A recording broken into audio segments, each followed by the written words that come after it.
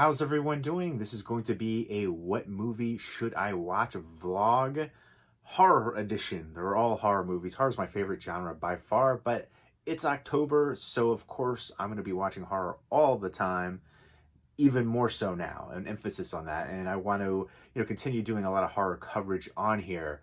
And of the 8 that I have picked out, I would like you to help me choose 2.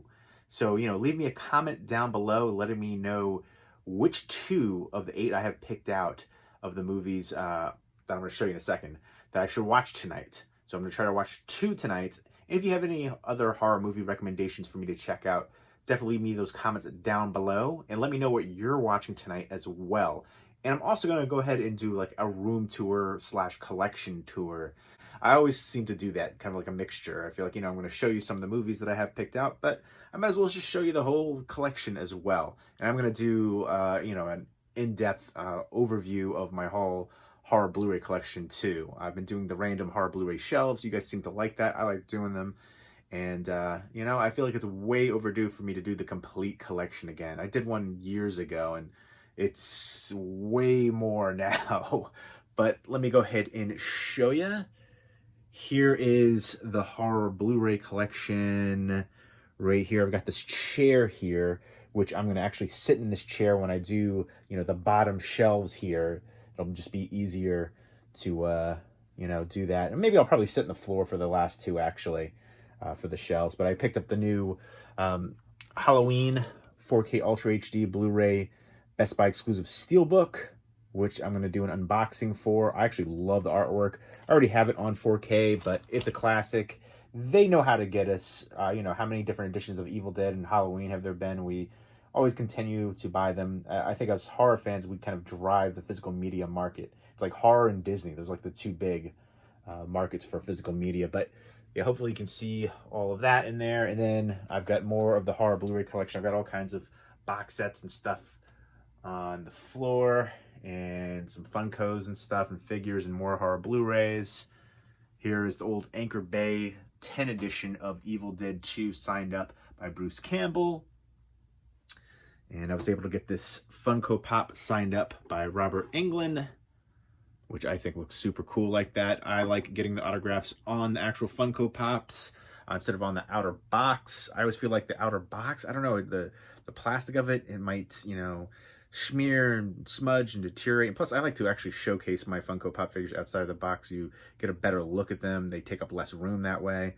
And then also I have my Critters 2 standee right there for the home video release. There is a theatrical standee as well for Critters 2, but I think this one looks way cooler with the critter ball right there. And here's my Killer Clowns from Outer Space poster. I was able to get it signed up. Hopefully the glare isn't too bad. But absolutely love this movie. One of the first horror movies I ever watched. I think it was like the 3rd. And it creeped me out as a kid. And now I just love it for how cheesy and fun and awesome it is. So a bunch of autographs. And then here is my Japanese reproduction poster of John Carpenter's The Thing. I've had a few people actually message me letting me know that there's going to be a steelbook with this artwork, which thank you so much to everybody that does that. That's really cool. It means a lot that you are thinking of me and that this is my favorite movie and that I've had this poster in the background of my videos for a while. I chose to get the reproduction poster because it's much bigger. It's like, double the size of the original Japanese poster for it.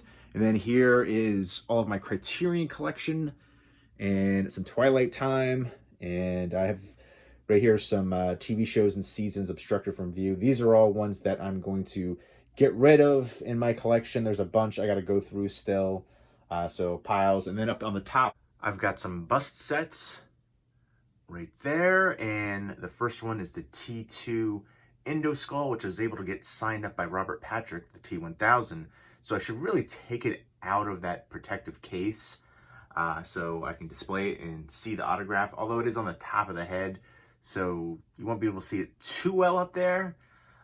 Maybe I should move that and put that on like a different shelf so I can view it better. I mean, to get it signed by Robert Patrick is pretty amazing, so it should be properly displayed for that reason. And then I've got the Terminator Salvation Endoskull. I am a fan of that movie. I know a lot of people aren't. And then the Bender head for Futurama, the Walking Dead season with the camper zombie. And then we've got the old Predator bust right there, DVD set. That was super rare and very expensive at the time, and I think it is still very rare and expensive. I want to get the Alien bust head too, which is so cool. I know there's a UK release and then there's like a Japanese release. I want to get the Japanese release because I think it has like the little like figure, like Lego figure of it too. And then the Family Guy Stewie head. And I do have up on the top shelf over here, I've got the Strain complete first season with the master bust, but the bust for that is like tiny in comparison to the other ones. When I first heard it was going to be a bust set and I saw the picture, I thought it was going to be like a regular size of all the other bust sets, but much smaller, but still very cool. And I love that show. I wish it was on for longer. I don't think it got the recognition it deserved.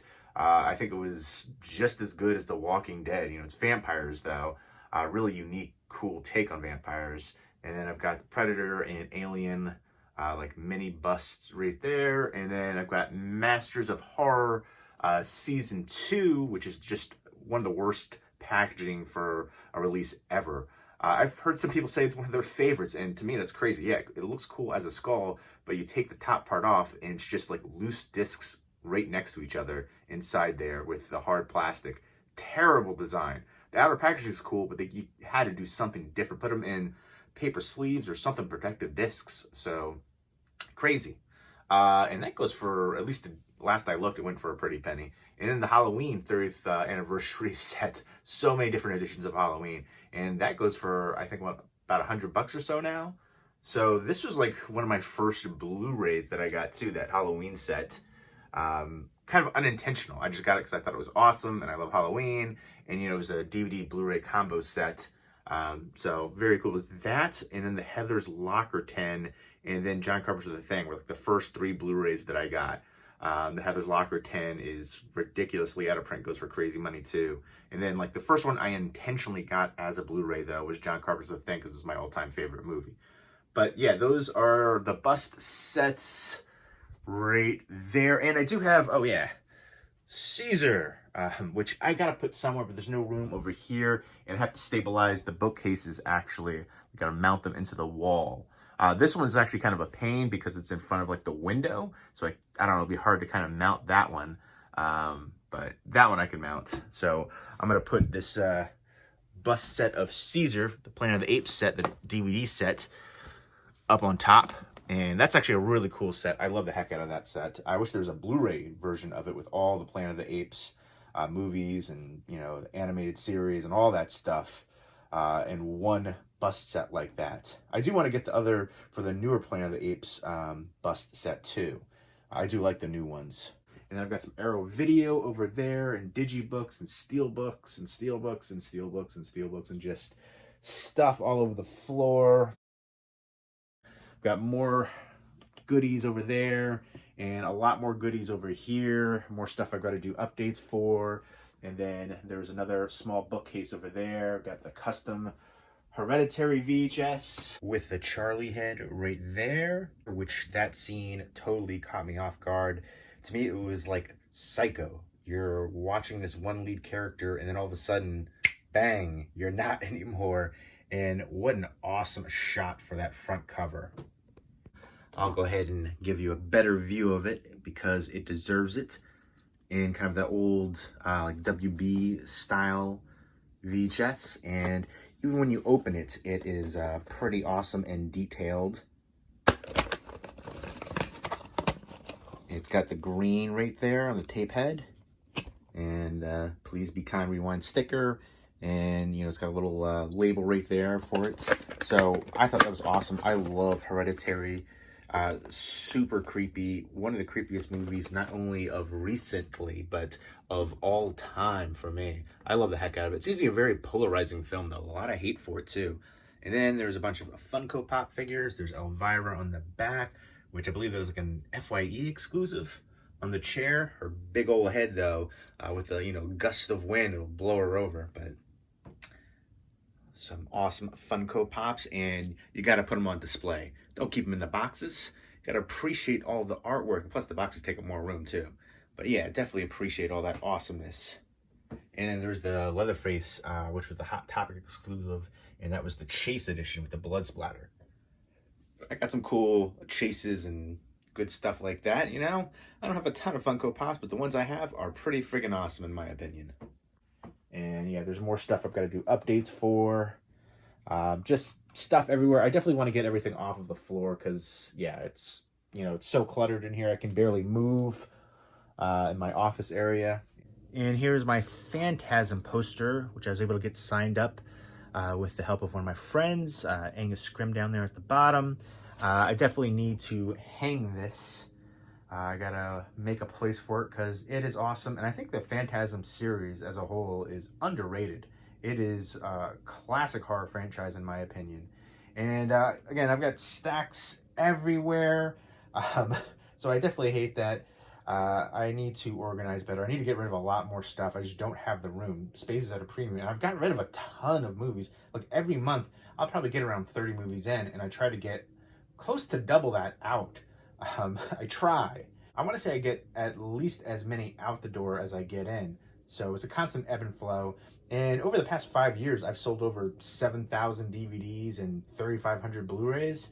So I've gotten rid of a ton of movies, but I've hit an impasse. Like, I don't want to keep anything in my collection that I can't see myself rewatching again because there's no point to do that. I don't want things just to have them. And there is Wicket over there in the corner. And let's go in to the bedroom. And as you can see immediately, more Blu-rays, piles, and then here's another bookcase right here. And here is a Captain Spaulding Funko Pop, and then House of a Thousand Corpses signed up right there. It said Haig on the top, and that's why I put it on top there too. That Funko Pop figure was a gift from Movie Chatter. Thank you so much. Go check out her channel as well. She's awesome. Great part of the community on here. Great content, great collection.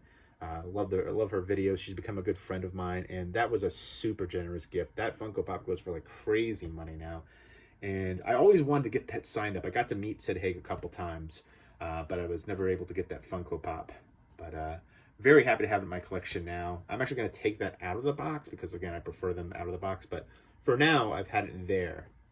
And then here's some more like Garbage Pail Kid Funko Pops and some more movies. And here's some vinyl. I'm going to get rid of a lot of my vinyl because I don't have a record player anymore. But I'm probably going to keep the John Carpenter's The Thing. Just because it's my all-time favorite movie. And here's a game, the Monster Crunch Breakfast battle game. I love the design for it, but the game itself isn't that great. It's still cool. I love it, the nostalgia, the artwork, but the game itself could be a little bit better.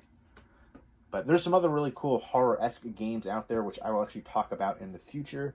But here's some more stuff. I've got some signed football helmets. I've got some old baseball cards and basketball cards and football cards that I'm actually going to get rid of. I don't want to keep that in my collection anymore. Those are stuff that I had when I was a kid and younger.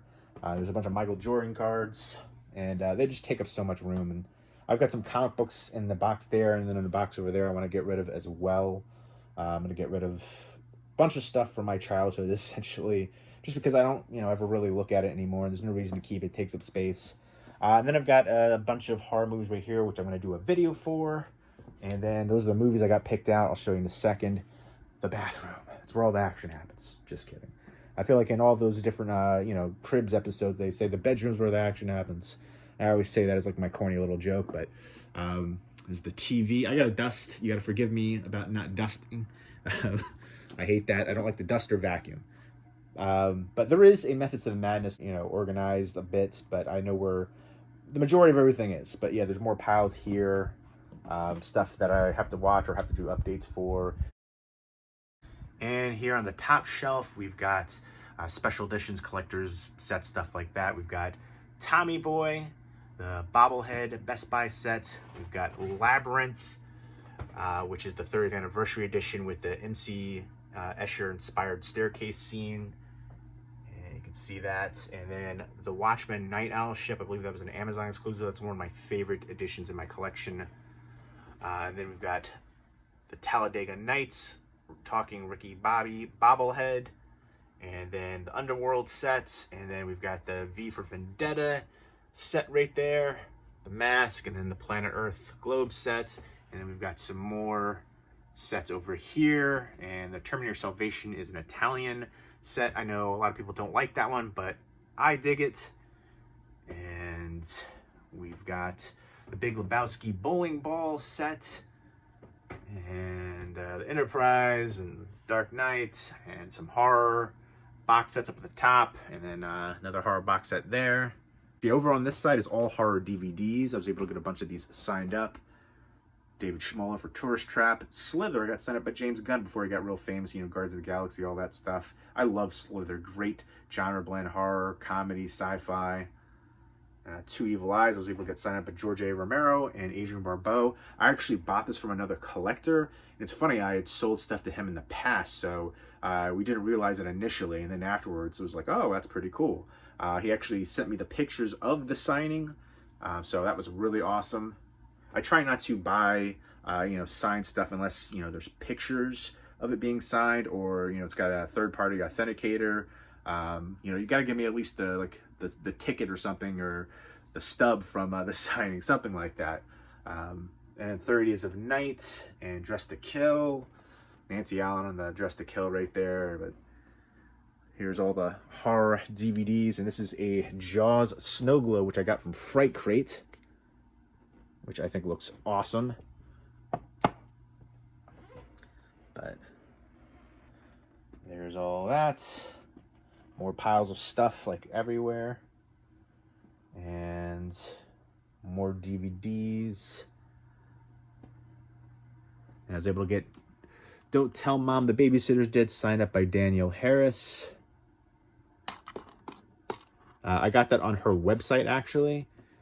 You could send stuff in and she'll have it signed, and or she has a few things already. Like she had that DVD, all she had to do was sign it. It took 2 months to get that, but it was worth the wait. And then here's Blu-Rays. Like all the A's and B's and stuff like that, all the letters are together, but I haven't completely alphabetized them. But yeah, and then Blu-Rays, and then 4Ks are over here. I've got this is all going to be filled up, and I'm probably going to have to make room because I have a bunch of 4Ks in the other room, like stacks. So, and then, yeah, I've run out of room, but there we go. There is the room tour, essentially, and collection tour. But, oh, and there's the Mask right there, too. Masks all the time. Oh, and here's my Foxy Brown poster, which I was able to get signed up by Pam Grier, Sid Haig, and then Jack Hill. Classic blaxploitation film. How awesome is that? I love this one as a kid. I love Pam Grier, so soup to get this. It's an original, and you could see all the creasing on there. I actually do want to take it out and flatten it a little bit, but to get an original one of these in this great of condition and to get it signed up, so souped on this. And then the stuffed pillow. I love that film, Larry Cohen. And then here are the movies that I would like you to pick 2 from. First up is The Taking of Deborah Logan, which I have seen, and I think it's super creepy, and Jill Larson is amazing in this role. Found footage movie. This elderly woman, they think she has Alzheimer's. They're documenting it, but it turns out to be something different. I haven't seen it in probably about a year, but for me, one of the creepiest movies ever. The Horde, which I haven't seen in a couple of years. I think this is out of print now and goes for, I remember seeing going for like $100. It's a Canadian release, and it is an awesome zombie movie. I remember the ending. I didn't love the ending. That's one thing that stuck out for me about the movie. But I love the tension in there, and it's been a while since I've seen it. I'm looking forward to revisiting that one. I feel like when it first came out, everybody talked about it, but then I haven't heard anybody talk about it in years. Next up is Pulse, the original right here, and this is the nice Arrow video release, and classic Japanese creepy horror. I saw a different Pulse, and then I saw the remake. I haven't seen the original, so I've seen The Horde and Taking Deborah Logan. The rest I have not seen.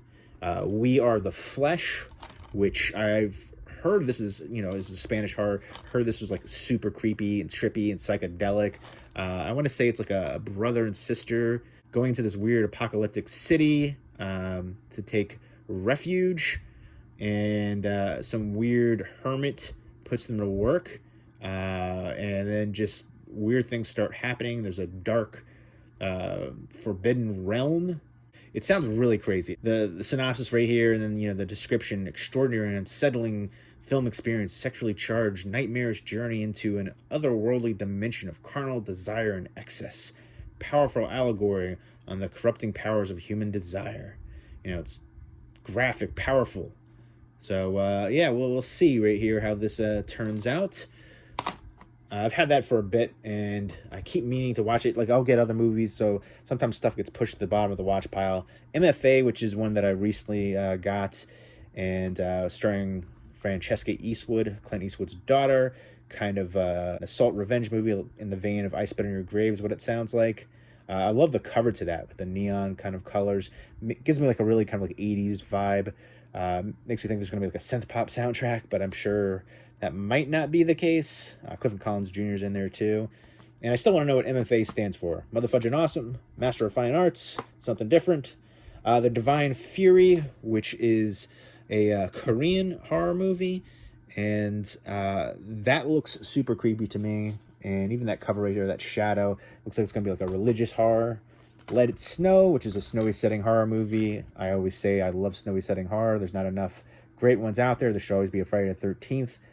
In the Snow, again, took place in Jersey, the first one, and then, Jason Takes Manhattan. It snows in New York and New Jersey. This is shot in the country of Georgia. It looks like it's going to be mostly outdoors, which I really love. They're going to be snowboarding. People tell them to stay away from a certain mountain. People are disappearing. They don't listen, and there is a masked killer on a snowmobile attacking them. They have to fight to survive, and looks like it's going to be awesome and bloody and snowy. I dig it. Next up is Three Extremes, which is a Asian horror anthology. It says it's 3 separate films by 3 separate Asian directors. Japanese cult figure Takashi Miike, and then you've got Hong Kong's Fruit Chan, and then you've got Korea's Park Chan-wook. Takashi Miike and Park Chan-wook, I'm definitely more familiar with their work. But yeah, I'm definitely looking forward to this. I've heard it's interesting, though. I've heard more things about the movie Dumplings than I have a box and cut. So I also think it's interesting, like, Dumplings is on a separate disc in here. But there we go. Those are the 8 movies. If you could choose 2 from them, definitely let me know what 2 I should watch. And let me know what you're watching tonight, and give me other horror movie recommendations for me to check out. Leave me those comments down below, and I hope you guys enjoyed this What Movie Should I Watch vlog / collection overview room tour. Hope everybody's doing well. Take care.